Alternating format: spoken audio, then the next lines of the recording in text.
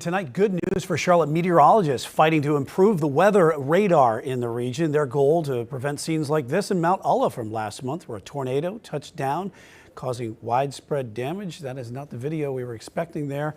That storms and tornado not detected by radar in that area.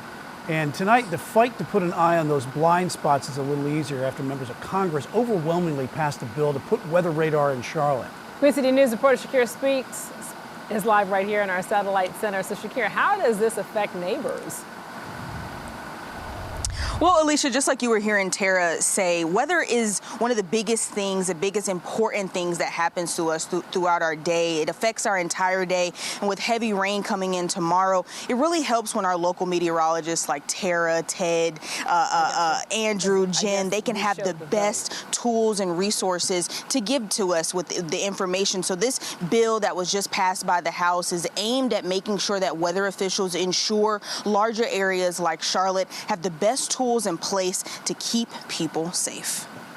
Still, there was some heavy rain and thunder and lightning overnight, like 1 o'clock in the morning still, and even past then, probably. There's always weather talk happening in the Queen City News Pinpoint Weather Center. The meteorologists are preparing for strong storms to start hitting Charlotte late Wednesday. They're also excited about a new bill that would give them a better way to track weather events, high-tech radar close to the city. We're a major city. There's a lot of people that live here, and we're the only one in the whole country that doesn't have a radar that's in our own backyard. That's going to make all the difference in the world for the accuracy of the forecast, for the type of precipitation that's going to come. The bill, led by 3 North Carolina members of Congress, is called the Weather Act Reauthorization. Currently, the closest National Weather Service Doppler radar system is more than 80 miles away, near Greenville and Spartanburg.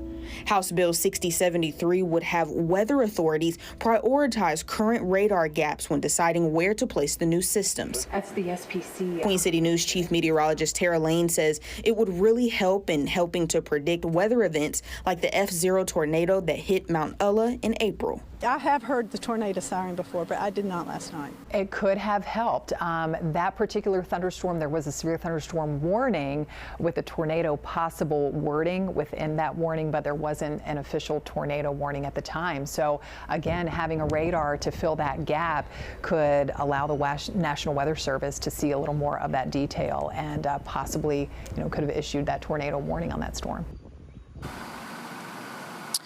Yeah, we reached out to Jeff Jackson in Deborah Ross's office, two of the 3 state co-sponsors who are behind this bill, but we did not hear back from them in time. So this bill will head to the Senate before it possibly heads to the president's desk, and we will make sure to keep you updated on air and online with any updates from that bill. For now, reporting in Charlotte, Shakira Speaks, Queen City News.